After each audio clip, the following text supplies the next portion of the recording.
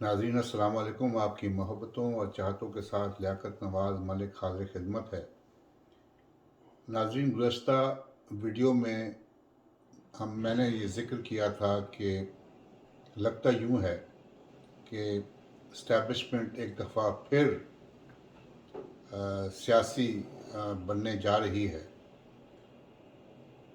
हालाँकि ये कहा गया था कि अब हम गैर सियासी हो गए हैं, हम किसी चीज़ में सियासत में मदाखलत नहीं करेंगे। लेकिन हमारे कुछ सियासतदानों के बयानात ने और ख़ुसूसन इमरान ख़ान साहब के बयानात ने इस किस्म का एक माहौल पैदा कर दिया और 9 मई के बाद जिस तरीके से हालात ने पलटा खाया और एक मर्तबा फिर सारी कुव्वतें, चाहे वो मिलिट्री इस्टेब्लिशमेंट हो, चाहे वो ब्यूरोक्रेसी हो, चाहे वो अदलिया हो, चाहे वो पार्लियामेंट हो, सब ने एक दूसरे के साथ दस्तो गरिबां होना जो है शुरू कर दिया। तो अब अगर ये किंग्स पार्टी बन रही है तो क्यों बन रही है?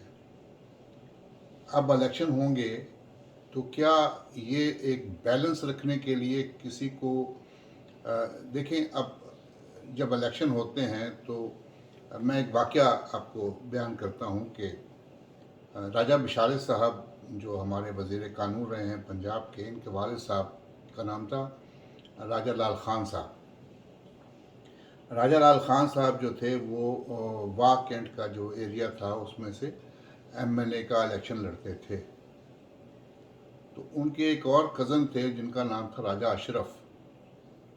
तो राजा अशरफ साहब, हम स्टूडेंट थे उस वक्त, तो राजा अशरफ साहब हमारे पास आए और उन्होंने कहा कि मैं इलेक्शन लड़ रहा हूँ। तो हमने कहा कि राजा लाल खान साहब जो आपके कज़न हैं वो भी इलेक्शन लड़ रहे हैं मुस्लिम लीग कौंसिल के टिकट पे, तो आप किस पार्टी से इलेक्शन लड़ रहे हैं? तो उन्होंने कहा मैं आज़ाद लड़ रहा हूँ। तो मैंने कहा भाई, ये आपके एक घर के जो दो अफराद हैं जो इलेक्शन लड़ रहे हैं। तो कहने लगे वो राजा है तो मैं राजा नहीं हूँ। कहा आप भी राजा हैं लेकिन वो उनके वोट कट, कहते हैं जी। हमने कहा आपका मंशूर क्या है?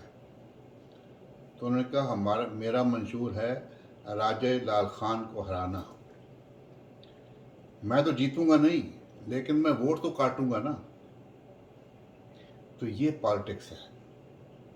एक और वाकया मैं आपको बयान करता हूँ कि मेरे घर पे, ये जहाँ से मैं वीडियो बना रहा हूँ, इसी घर पे ग़ुलाम सरवर ख़ान साहब जो हमारे वज़ीर हवाबाजी रहे पीटीआई के दौर में और पीपल्स पार्टी में भी रहे पहले, और नज़र गोंदर साहब और असगर कायरा साहब, अल्लाह ताला उनको जन्नत फिरदौस में जगह दे।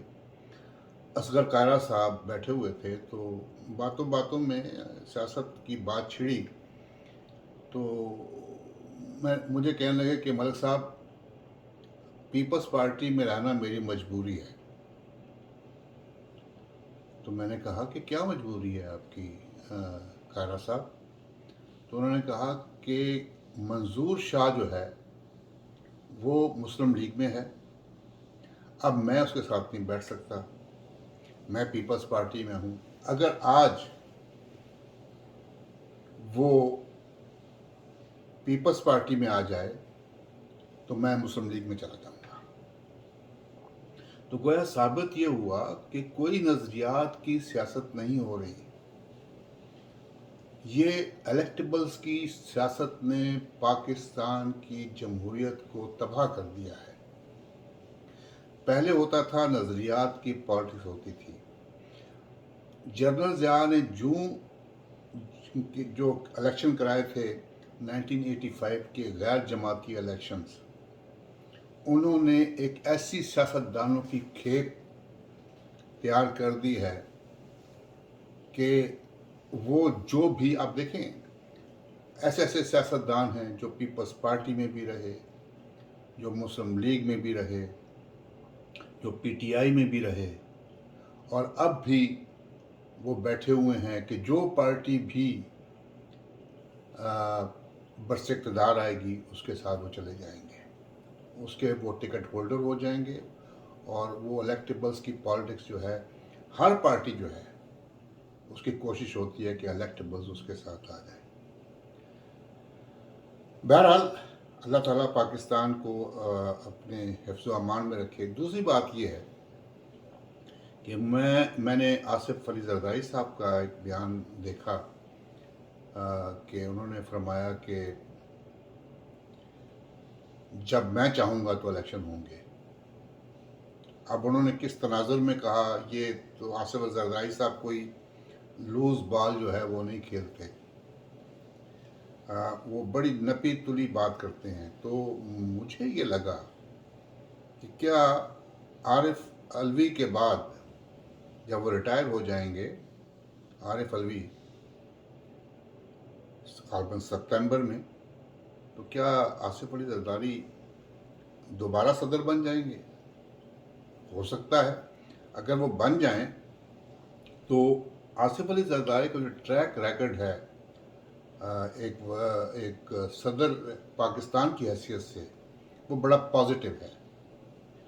और उन्होंने सी पैक के लिए चाइना में जाके हर 2-3 महीने बाद, बड़े लोगों ने एतराज़ किया कि हर 2-3 महीने बाद चाइना चले जाते हैं, तो उसका नतीजा क्या निकला कि वो सी पैक पाकिस्तान में आया।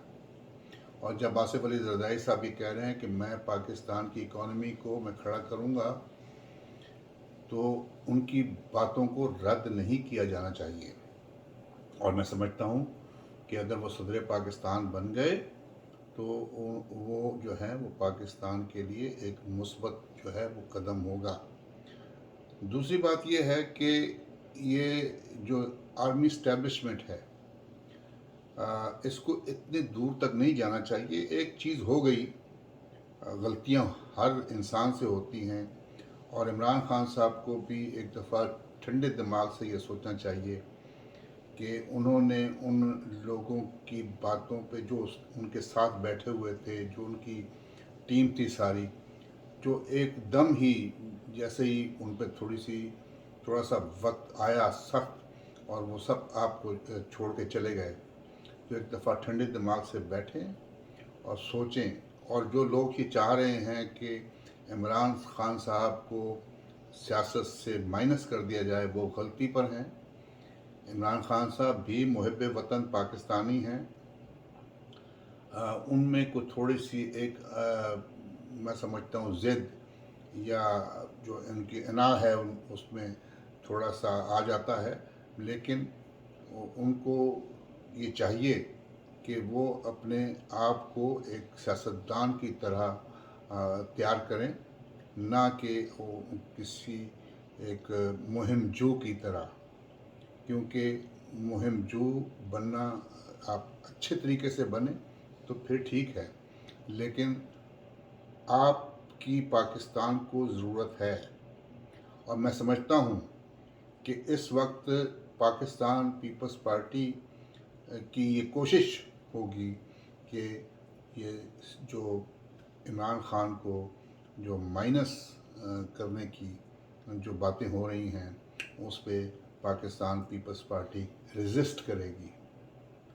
ये बहुत गलत हम तो समझते हैं कि मैं ज़ाती तौर पर समझता हूँ कि अल्ताफ़ हुसैन को भी जो सियासत से आउट किया गया पाकिस्तान की सियासत से, वो भी एक गलत कदम था। उनको भी दोबारा पाकिस्तान की सियासत में हिस्सा लेने दिया जाए। फिर इंशाअल्लाह ताला अगले हफ्ते फिर कोशिश करेंगे कि कोई टॉपिक आ जाए। और हम समझते हैं कि अल्लाह ताला पाकिस्तान को हमेशा कायम और दायम रखे, और सब लोगों को मिलकर एक, मैं शुरू में भी मैंने ये कहा था कि ट्रुथ एंड रिकन्सिलिएशन का टाइम है। एक सब आपस में मिल के बैठें, और जिस से कोई गलती हुई है वो आके माफ़ी मांगे और अपने आप को ठीक करे, तो इंशाअल्लाह पाकिस्तान जो है वो दोबारा अपने पाँव पर खड़ा हो जाएगा। अल्लाह ताला आपका, हमारा, सबका हामी नासिर। पाकिस्तान जिंदाबाद।